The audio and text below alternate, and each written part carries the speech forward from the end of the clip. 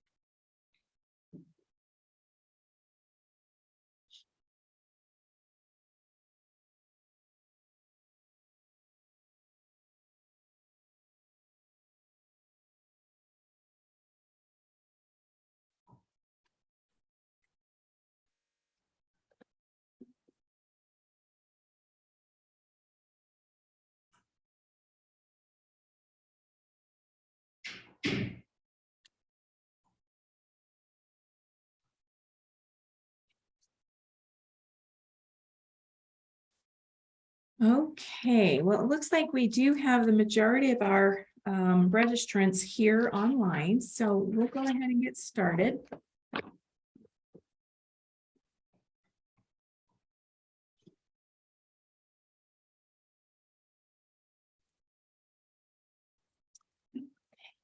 My name is Sharon Geisler, and I am the program manager for Workforce Development Training Fund. That is a grant program that is available through the Department of Workforce Services, and the grants are available to help businesses with their training expenses. So we'll give just a couple more minutes for everybody to get in.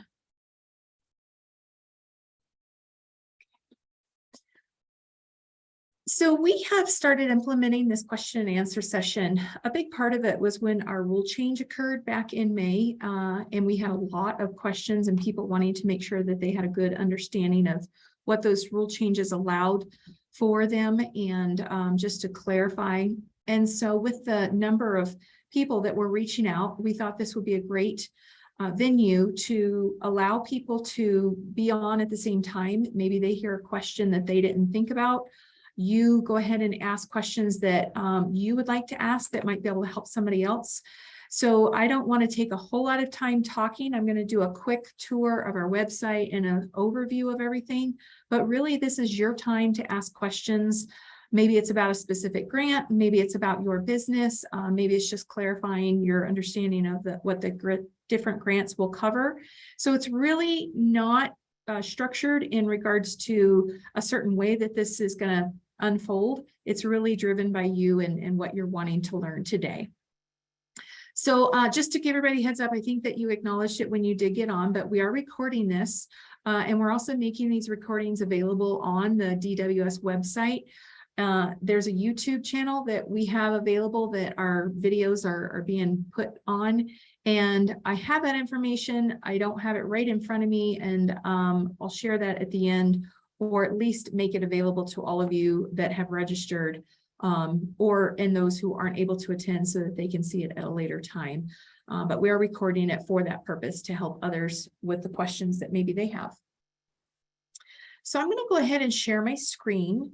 And just to let you know, I do have some other Workforce Development Training Fund participants on this call. They are either learning about this question and answer so that they can do this later down the road, or they're new to the position. And so this is just helping them understand your questions, how we respond, and just in general for the grant program. So I'm going to go ahead and share my screen, and we'll do a quick tour just to get you familiar with where we want to be for this. Let me just get my screen squared away. Or if you could just shake your head or let me know if you are able to see the web page for the Workforce Development Training Fund. Okay, great.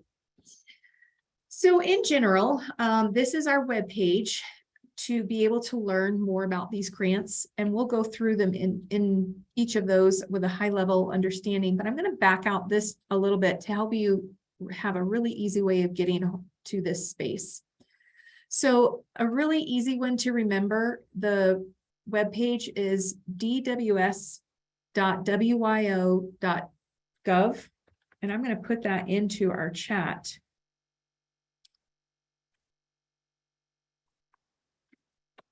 Once you go to this site, if you just scroll down a little bit, the Workforce Development Training Fund is right here for you to click into. And then once you click into our webpage, it gives you the information about our program.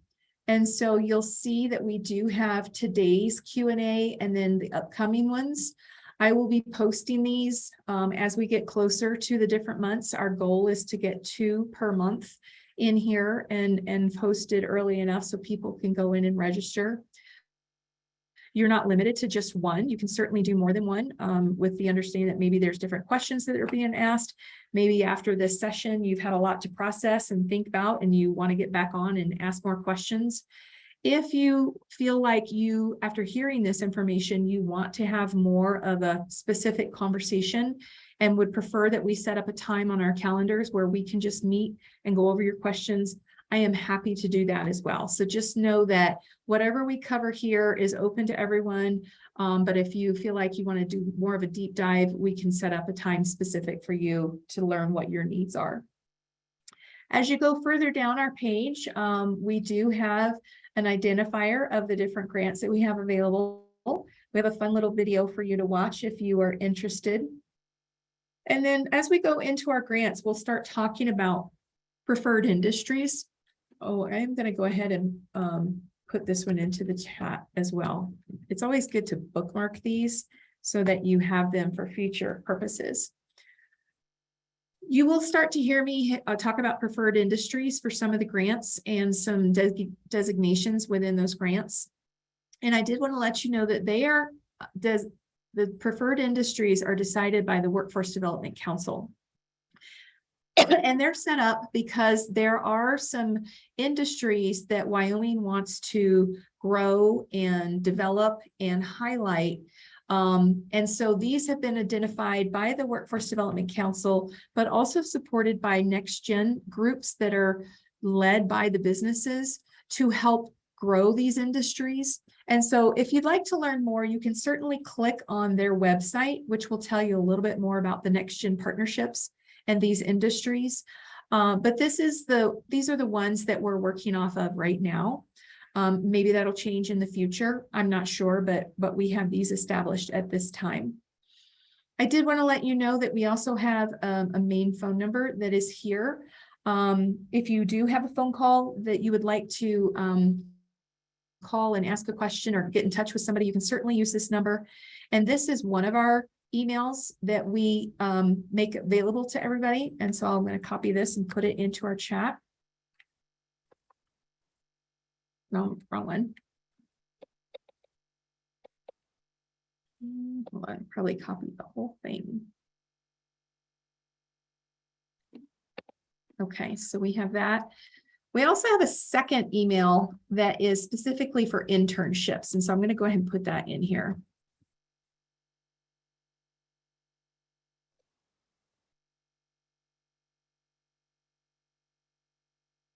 So these are 2 really good emails that you can send with questions. I would say on a general nature or the other grants, using the Wdtf email is really great. If it's specific to internships, using the internship email is very helpful. We have had a very high interest and a heavy volume of applications for internships.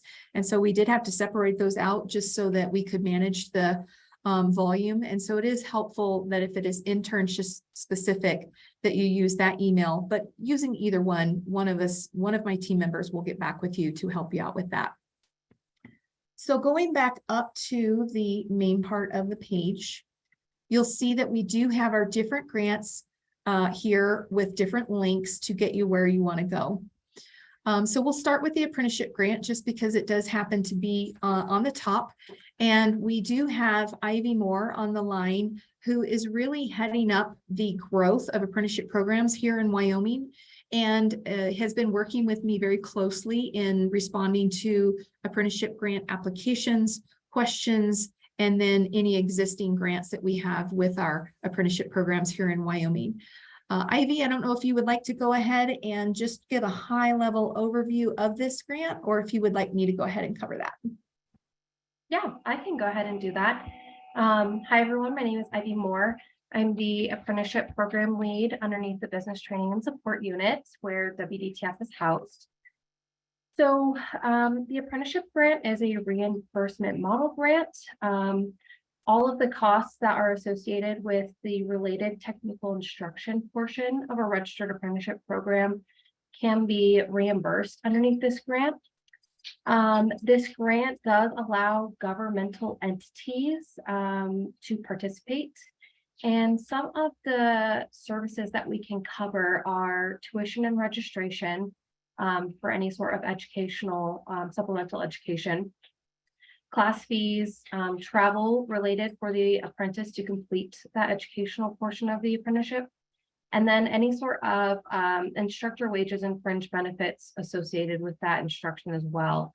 There are a few different ways that related technical instruction can be provided for apprenticeship programs. So that can be through a university or community college. It can also be done through an online training entity, and it can also be performed in-house with a certified instructor. Really, the purpose of this grant is to assist businesses with all the costs and trainings that are related to getting that apprentice fully trained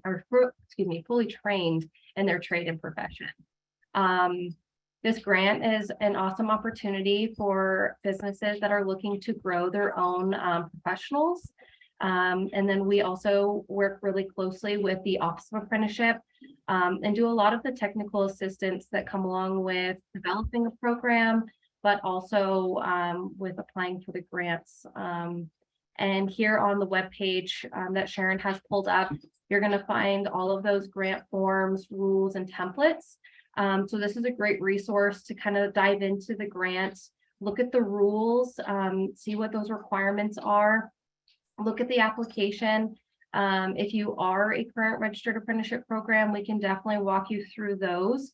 If you are not, I highly recommend that you reach out to me if you're interested, and I can help you kind of discuss those first steps. Great. Thank you so much, Ivy. Did you want to mention anything about National Apprenticeship Week since we're on this page? Yes, I would love to. So National Apprenticeship Week is a Department of Labor national opportunity for us to highlight some of the work that we've been doing in Wyoming as far as developing new apprenticeship programs and expanding into new occupations. National Apprenticeship Week starts November 14th and goes through the 20th. We do have a wide variety of events happening. A lot of them are virtual. So down underneath where you're going to see the grant forms and rules, we do have another section for National Apprenticeship Week. If you go down to the very bottom where it says 2022 National Apprenticeship Week, that's actually our agenda for all of the events that we have going on. And if you're interested in any of those events, please register for them. We're going to have Q&A sessions. We're actually going to have Monday, we're meeting with Michael Broad and hosting an event where you can actually learn how to register through DOL with the DOL personnel. And then we have quite a few others that you can register for. So please, if you have any questions about those, you can also reach out to me. Wonderful. Thank you, Ivy. Thanks, Sharon. Okay, and so I'm going to jump around just a little bit because we are able to layer the internship grant with the apprenticeship grants. And so since we're on that topic, we'll go ahead and address that. In general, we do have an internship grant that is available to Wyoming businesses that want to host internship, which are work experience opportunities at their business, and then bring individuals on board who are looking for work experience, want to learn a little bit about your industry, your business, and decide if that's the right career path that they're wanting to go. The way we're able to layer internship grants with apprenticeship is when a business wants to bring on apprentices, sometimes it's hard for them to determine the right individual, if it's a good fit, determining if that person is really interested in that career path. And so there's a potential where a business who is a registered apprenticeship program or part of can bring on an intern initially to give them that work experience. It's kind of like a long-term interview type frame where they can decide if that person's a good fit for them. That person can decide if the business is a good fit. And then if that pathway is available for the apprenticeship component, after they've done their internship work experience, they can roll into being a registered apprentice. The work experience that they gained as an intern can be applied to what's required to be an apprentice, and they're that much further ahead in their apprenticeship career pathway under the registered apprenticeship program. So I did want to let you know that we do have the ability to layer some of these grants based on the needs and based on what it is that you're looking to accomplish. And so that is one aspect. If the business is a registered apprenticeship program, they also have a larger number of interns that they can bring on board. Obviously, they have the right bandwidth with mentoring and staff that can work with them. But they are able to possibly bring on 10 internships to help them process and identify who might be a good apprentice fit. Regular businesses are eligible for up to 6 active internships in a state fiscal year. That was one of our new rule changes that we were able to make. When we first rolled this grant out, we were limiting it to 3 internship opportunities, and that wasn't necessarily the right fit for every business out there. So we were able to increase that. Not everybody uses 6 internships. Sometimes they only want 1 or they only want 2, but there have been some businesses where they were able to show that they had a need for 6 and had the employment bandwidth to be able to support those interns. With the internship grant, another component of the rule changes, we were able to increase the amount that we're able to reimburse for the wages of the intern. This is a grant where we're able to do paid internships, and previously we were only able to reimburse up to $12 an hour. We did have a rule change to basically help groups, businesses come out of the pandemic and get that workforce built back up. We were able to increase the wage amount up to $25 an hour. It doesn't mean that every internship is $25 an hour or the role that that intern is filling is $25 an hour. And so we do ask that when you do an application for the internship opportunity, you identify what that intern will be doing, and then what's a reasonable average wage for that intern during that time frame. We ask that you support it with some documentation that is available through Wyoming's labor market resource. And I'm going to give you a quick tour of that. A really great resource is called Wdtf online. And that will help you, first of all, identify what that intern's role is going to be within your business. And then what's an average typical wage for that role here in Wyoming. So for example, let's just say that you were a financial business and you wanted to bring on a bookkeeper. So you would put in, just so you know, I'm on this website. I'm going to put that into the chat. Called Wdtf. And this is a great resource because you can really search by business opportunity, business role. And let's just say I was going to search for bookkeeper, and it will bring up all the different categories or opportunities that might fit under that. Let's just say I'm going to go ahead and grab this bookkeeping accounting. And I go into the details a little bit to see more information about this job opportunity. And I'm going to scroll down to the point where it will allow me to look for average wages.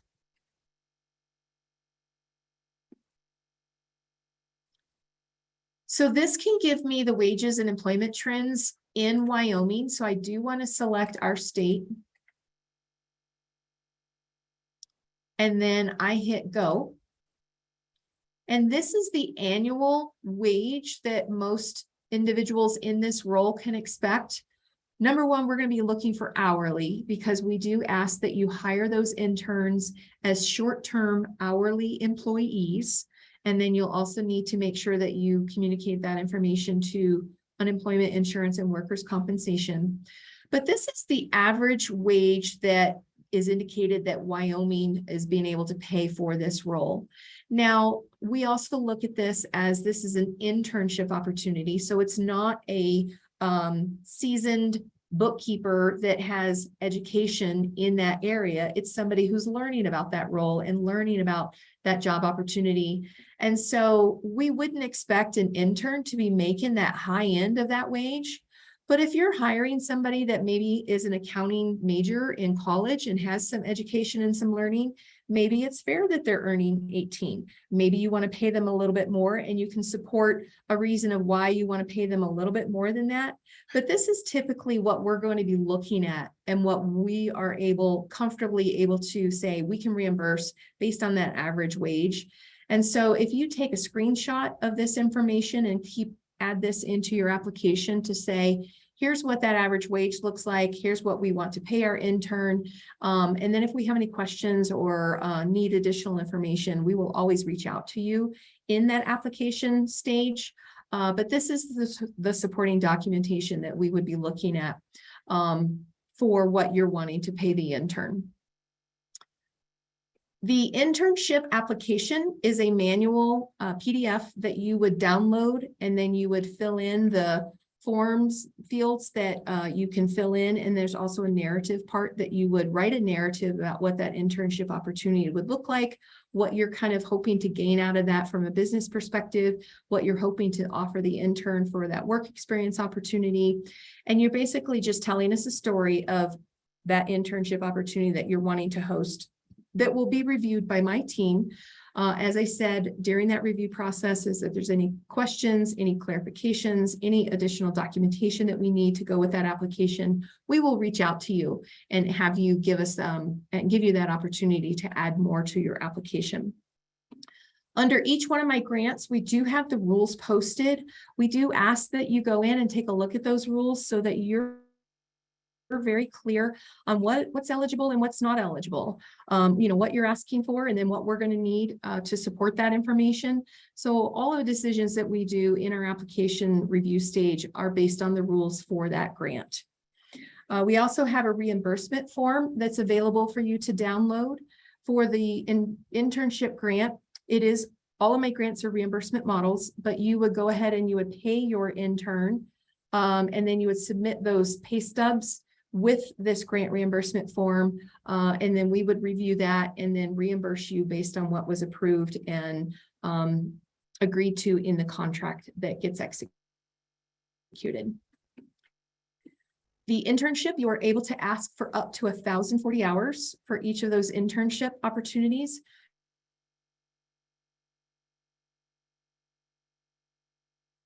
You certainly don't have to utilize all of those hours. Just wanted summer interns from June to August, and they didn't use the full 1,040 hours. Sometimes a business wants an intern there for a longer period of time, but maybe not working full time. And so you can take your internship period up to a year in your application, but that would generally be more along the lines if they're expected to work part-time and not working a full 40-hour week. If they are working a full 40-hour week, you can expect about 26 weeks of time to utilize those hours. We do not pay for overtime wages. And one of the reasons that we ask that you set them up as an hourly employee is if you do end up having them work any overtime hours, you are paying them for that time and effort. So then we'll go ahead and we'll jump to the different grants and then open it wide open for your questions and what things that you might want to know. I did want to let you know that for all of our grants, each business does need to be set up with Wyoming unemployment insurance and Wyoming workers' compensation. I know some of you guys are thinking, well, I'm a single operator and I don't need to be registered with them. They tell me that I'm exempt, and we completely understand that. From their perspective, your business could be exempt in their eyes, but we are still asking that you are still registered with them and still set up with them so that we're able to verify the status of your good standing. And in the event that you do hire an intern, you would need to report them as an employee. Okay, so then we covered apprenticeship grants, we covered internship grants, and now we'll talk about our business training grants. This is a grant that's set up for Wyoming-based businesses to get your existing employees continued professional development, training that helps them in their role. The training does need to be directly related to their occupation. And then it also needs to show that they're going to be benefiting from this training, as well as you as a business are going to be benefiting from this training. You have the ability to select the training provider that you want this training to come from, and travel can be covered. The tuition cost of the training can be covered, class materials, fees. If there's a license or certification that occurs from this training and is included in that training period, and there's a cost for that, we can help cover that. Back in the day, they used to cover lodging and meals, and we don't cover those expenses anymore. This is my one grant that is an online grant management system that is available to you. You would access that grant management system. Oh, I'm going to go over this really quick first. Part of the rule changes that we were able to get approved not too long ago, we increased the amounts that your business is eligible for and your employees are eligible. So right now, your business is eligible for up to $200,000 in a state fiscal year to apply towards your employees' expenses. Before it was $50,000, so it increased quite a bit. And before you were capped out on a monthly basis, we took that away. So you can determine maybe there's a better time of the year where you want to do more training. And so that way you're not limited just on the time of the year, but based on the whole year, you can apply for up to $200,000. Each of your employees, based on that preferred industry that we talked about, could be eligible for either $4,000 or $5,000. This also includes the owners of the business, the managers of the business. Sometimes that doesn't come across clear.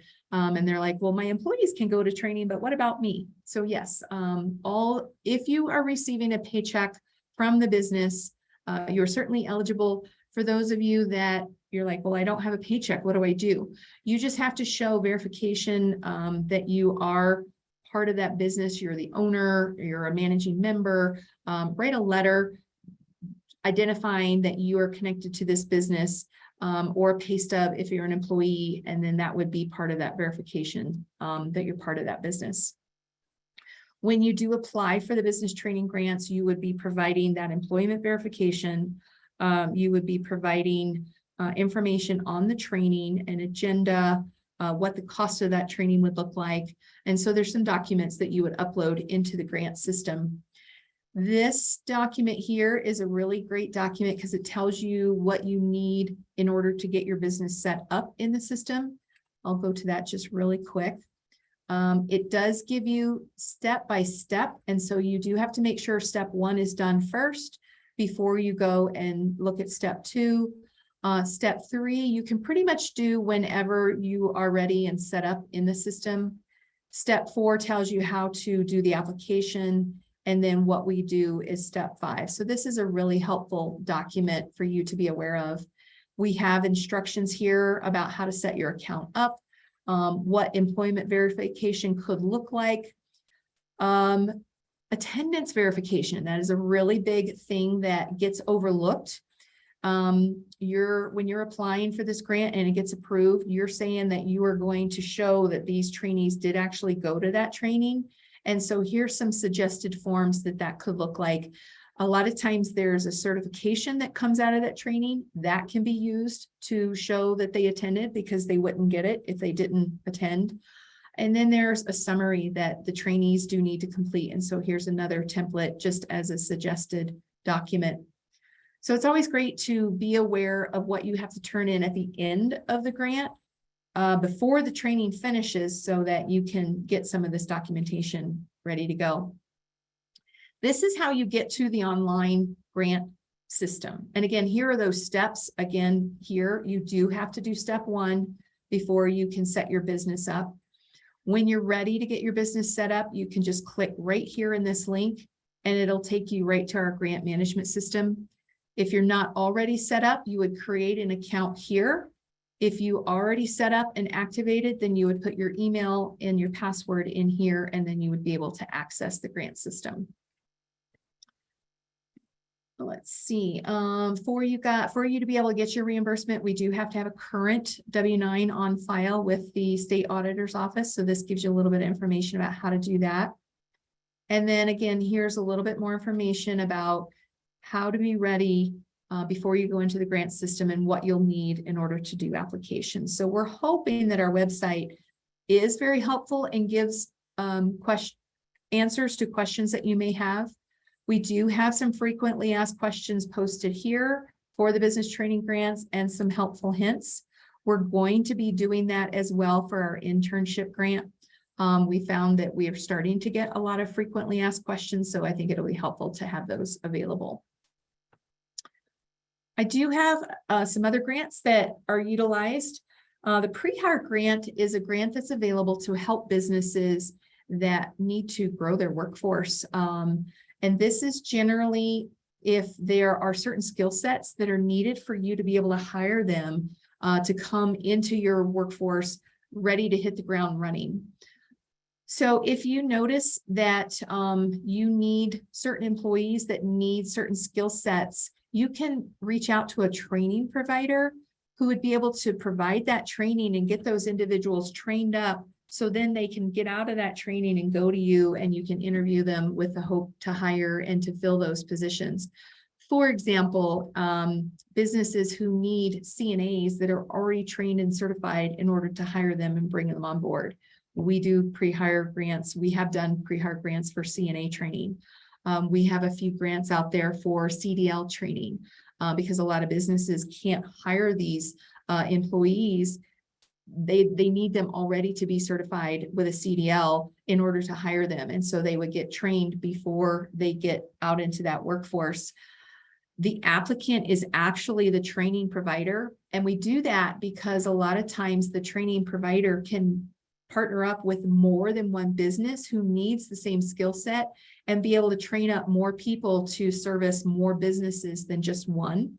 And so typically the training provider is the applicant. They list all of the partnering businesses that they're working for that have identified they have a need for that skill set. They're also partnering with an economic development entity that has confirmed that there is a shortage of workers and that we need this skill set trained up. And they're also partnering with their local workforce center, who also can confirm that there's a shortage of workers. The workforce center can help get potential trainees to go through that training. And then the workforce center can also help ensure that these trainees are hired after they come out of that training, because that is the performance measure of this grant, is that at least 80% of the trainees who complete this training are hired in that industry within 90 days after going through that training.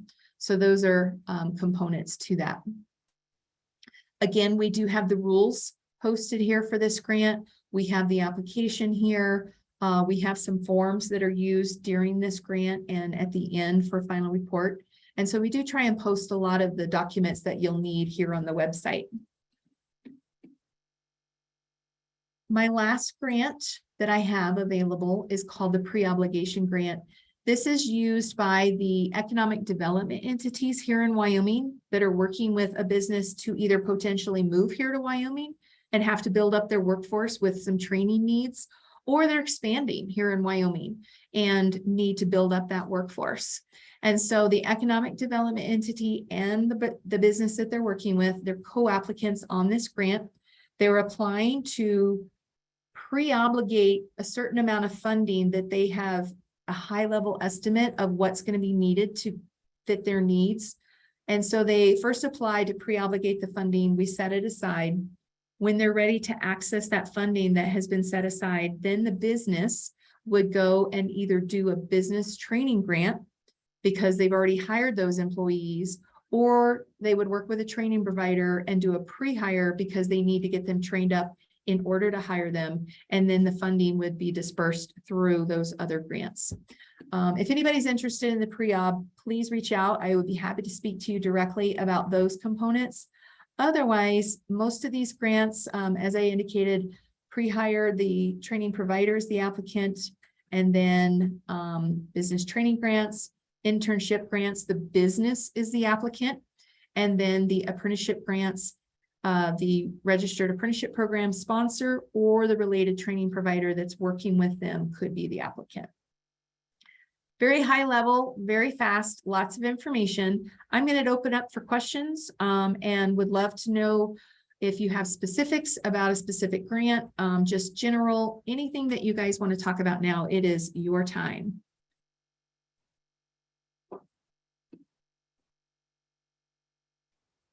What questions do you have? Hi, so this is Bethany. I can't get my video to work, so you won't be able to see me, sorry. Okay, hi Bethany.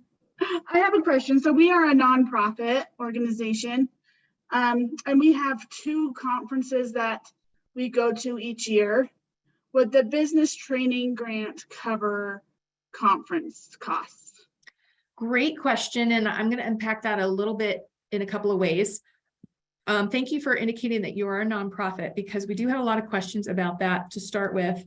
In general, nonprofits are eligible to apply.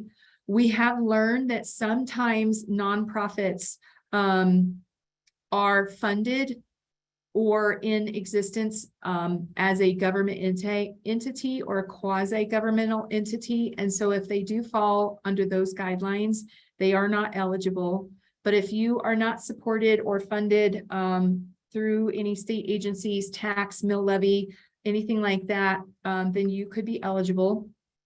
Generally, conferences are eligible if you can show that that conference has a learning component and that it is a direct correlation to the occupation of those that are attending, and it's industry specific. Some of the things that we have started tweaking and narrowing the focus, and some of you may have been chatting with each other, leadership conferences and leadership learning on a general nature, we're no longer automatically saying, yes, those are eligible. We're really looking at those very closely to see that there is that learning component, that it is industry specific, and that it is directly related to that trainee's occupation. Just for example, like a Dale Carnegie leadership opportunity. It's a wonderful, great learning opportunity and very valuable for businesses, but it's just too general in nature for us to be able to utilize this grant towards that. But the conference, if you're asking about it and you can show that it's specific to your industry, that there is that learning component, and you can show how the trainees who are going to attend, how it impacts their occupation, there's a direct correlation, it is most likely eligible. We would obviously have to review it to make sure, but in general, it would most likely be eligible. Okay. And you said that the business training doesn't pay for lodging or food, correct? Correct. Lodging and meals are no longer eligible. Okay. And then just to clarify, you said if we're a nonprofit, if we're funded by state taxes at all, we're not eligible, correct? Right. And I know that it's a little gray sometimes of what that looks like. And so we can certainly talk a little bit more in depth if you think that's helpful. But I know that there are some that they call themselves quasi-governmental because maybe there's a mill levy that goes towards the operation of their nonprofit or some other components. And so it's not as clear cut as you would like to think it is. We do have some wording in our rules and from the legislature that government entities are not eligible. But then what does that look like? We have to start diving in a little deeper on that specific. Okay. Yeah. I did see that somebody had their hand up. Let me just see, make sure I have. It was me and I put it down, Sharon. Please. So we host we're a nonprofit. We host an industry conference very, very specifically in the media sector. And what I'm wondering is, can we work with you in advance to make conference fees, and travel available to Wyoming filmmakers? This is very specific to my industry, Wyoming filmmakers, in advance, so that we can encourage more Wyoming story makers and creatives to participate and get professional development training. So let me make sure I'm understanding. So are you the training provider? We would be the training provider. Okay. So in that circumstance, you could still provide that training and make it available to those Wyoming businesses, but each one of them would have to apply for their own business to attend that training on their own, because the applicant receives the reimbursement, and so they would pay the tuition and the cost of attending that training, and then we would reimburse them. And so you, as the training provider, wanting to get that word out to them, you can let them know that, you know, they could potentially apply to WDTF to assist with the cost of that training, but you, as the training provider, could not apply for them using the business training grants. Got The it. pre-hire grant that's used to try and get people trained up before they go into that industry and before they're employees in that industry. So that doesn't sound like that would be a good fit. Right. Would they, as many of the people who are involved in this industry work as independent contractors, and some either have companies or don't have companies, and if they do have companies, they may or may not, they would be LLCs, they may or may not be contributing to the unemployment and workers' compensation. Would they then be ineligible?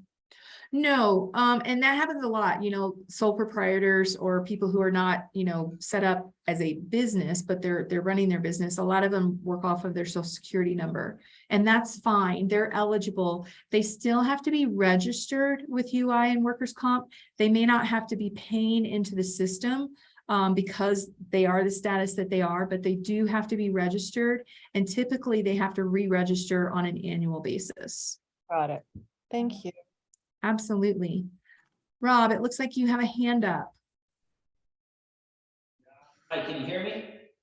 Yes, go ahead. Question for you is, I work for a construction company and we're looking for example, carpenters. Does the internship or the training program work in a situation where we wanted to find people interested in the trade and run them through like a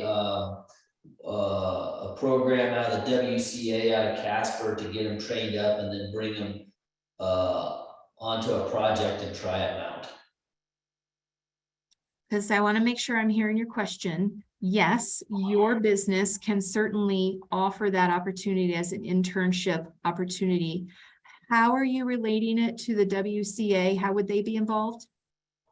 They've got for example, I use that as an example, they've got a carpentry 4 to 6 week school that they can take an entry-level person and give them the basic skills in the trade. Okay, yeah, so they're giving them that educational learning component, and then you could give them the work experience. Is that what you're thinking? True.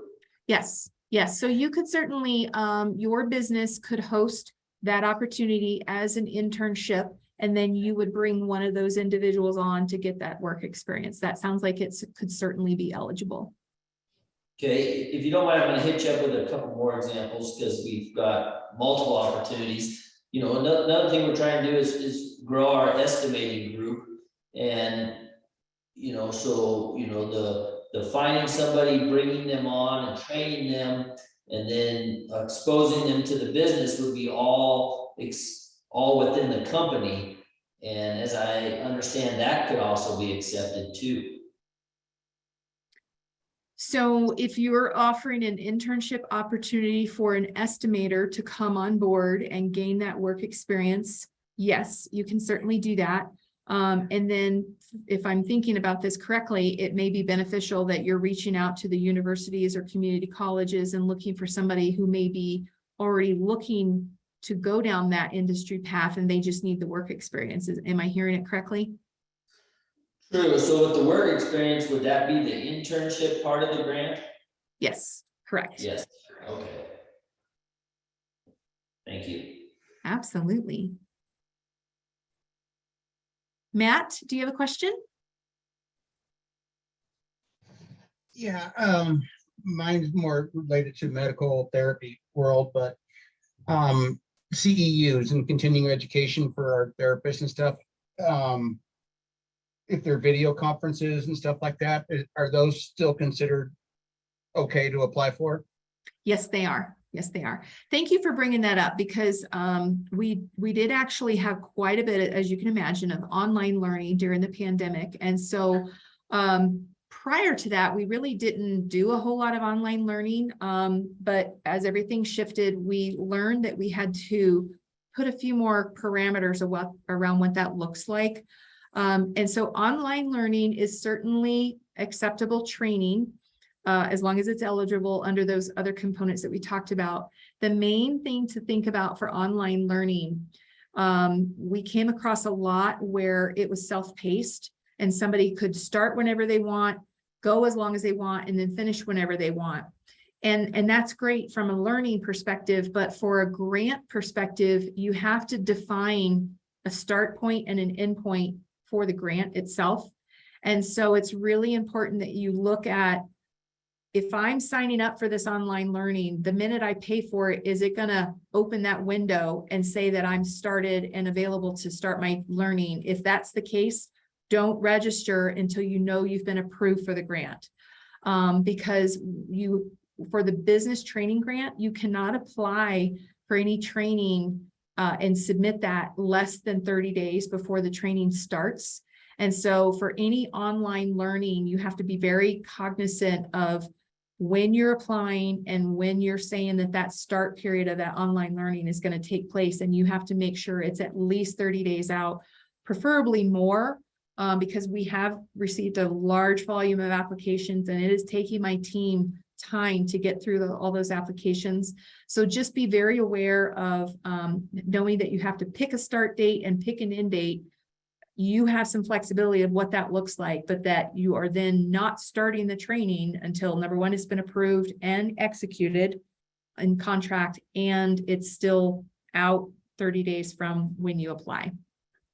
Okay, Hopefully and that answered your question. That was a long answer to your question. it kind of did. Piggying back off of that same question is we're bringing in some different modalities of therapy, neurofeedback and some stuff like that. And we have several people who already work for us that would like to train for this.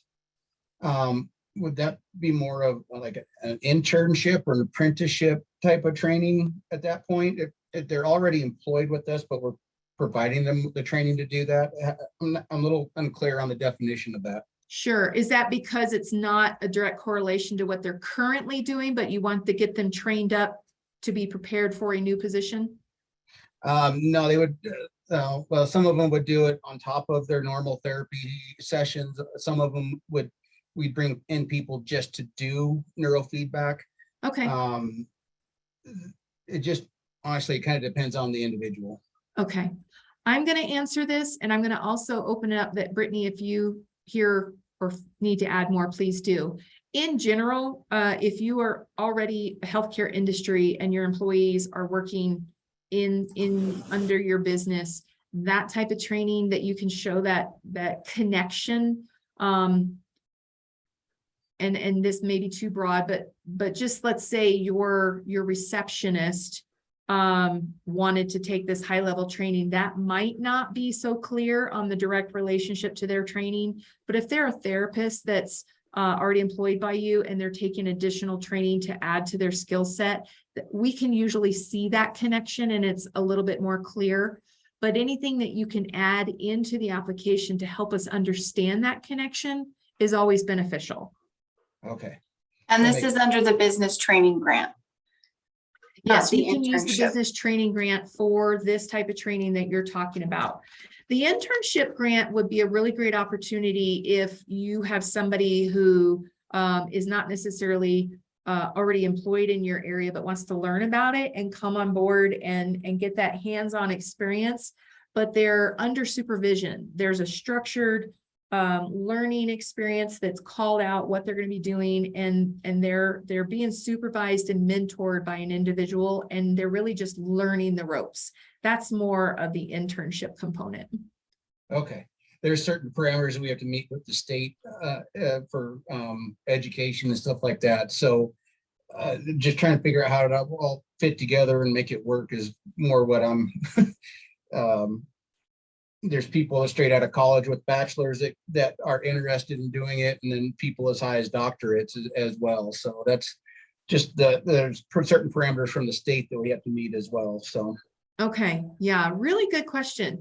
If you would like to set up a time where we can talk and dive into that a little bit more deeper, we can certainly do that as well. That would be great. I would appreciate that. Yeah. Okay.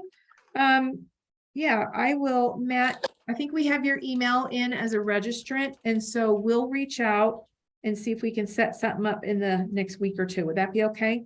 Yes, ma'am. That would work great. All right. Sharon, I can't find the raise my hand button, but I'm in a very, very similar position as Matt, where I have nurses that need additional training specific to our little sector of the healthcare system. There are certifications available. We would love to have everybody certified. It seems like that's kind of along those lines, those same lines.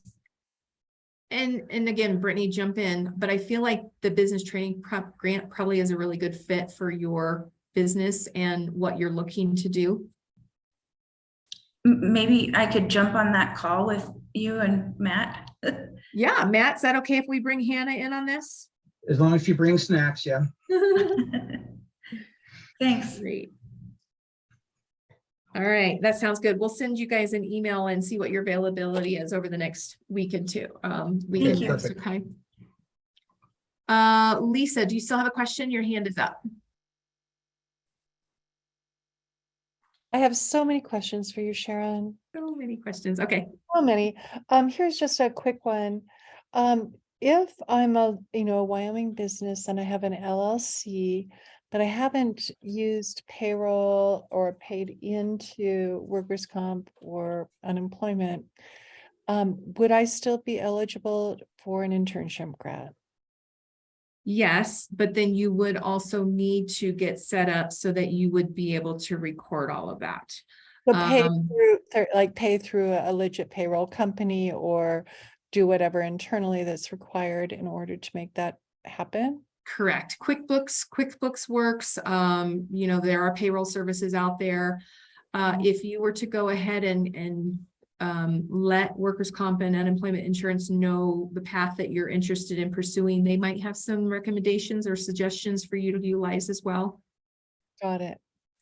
And then is this only eligible, is the eligibility requirement for existing LLCs and companies, or anybody come in and create a Wyoming LLC and then apply like the next day, or is this existing only? Yeah, really good questions. For the business training grant, if a business has not been in existence for more than a year, we do ask that they have met with their local economic development entity, make them aware of their existence, have a conversation about, their involvement in the community, that's a viable company. And then they get a letter of support from the economic development entity if the business has been in existence for less than a year for business training grants. For the internship grant is available to new businesses, startups. We do ask that you are just set up with Secretary of State, unemployment, workers' comp, and all of those entities. But once that's in place, you can look at an internship opportunity as very soon after you get established. We do ask, this is a little tricky with new businesses because sometimes, let's just say you've got an entrepreneur who started his business and he needs somebody to work on his website and he needs a graphic designer. He can bring that individual on as an intern to do that work for him, but we're also looking that there's somebody in that business that can mentor that person and give that person some guidance and some work experience in that role, that these interns aren't just brought on because it's a new business and they don't have people and then they just put them out there and say, okay, do this for us and take care of it. We do ask that the interns have somebody in place that can help them grow and learn. So it's a balance with new businesses and how they're starting out and how many employees they have. But yes, they can certainly apply for a grant being a new business. Right, and then another question, I have so many, Sharon. My understanding is fiscal year ends at the end of June and begins again in July. But specifically for the internship grant, are we like applying right now for internships that will end in June? Is that how it works? So you're able to apply within the fiscal year. Let's just use, for example, this last June, a lot of businesses were looking for summer interns. So they applied in June, but they were going to be crossing over into the next fiscal year as of July 1st. That's okay. They're able to apply for that 1,040 hours from whenever they start to however long they feel like they need to go. If it crosses a fiscal year, that's not a problem, but we do count that as an active grant. And so if you had 2 grants that you were approved for in fiscal year 22, and now we're in fiscal year 23, you would only be eligible for another 4 so that you have a total of 6. Does that make sense? It does, it Okay. does. So stagger those cross boundary deadlines. You can. A lot of businesses start them all in the same cohort and they all work on the same time period. If you're going to be staggering them, it's a half dozen, one the other, if you do multiple applications or if you include them all in one application, but you have to have the time period of the internship encompass all of them. And so it gets a little tricky, and we'd be happy to talk to you individually about an exact scenario that you're thinking about, Right. because we kind of weigh it of how far out are you looking, because we do look at it from a fiscal perspective and we don't want to overcommit into the next fiscal year if we can help it. And so we may kind of coach you to do fewer in a shorter period of time and then consider more later. So it just really depends on what your needs are and how we might be able to construct that for you. Got it. Thank you. Rob had a question and then Kimberly.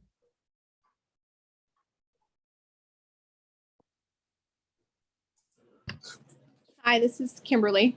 Hi. Hi. So our business is a field service work, heavy equipment repair kind of thing. And my question is, we're actively looking for more employees. Do I apply for the internship grant after I find them or beforehand? I guess I just don't understand the time frame. So let me just clarify. Are you looking for employees or are you looking for interns? I guess we would be more looking for interns and then training them in our field. Okay. Yeah.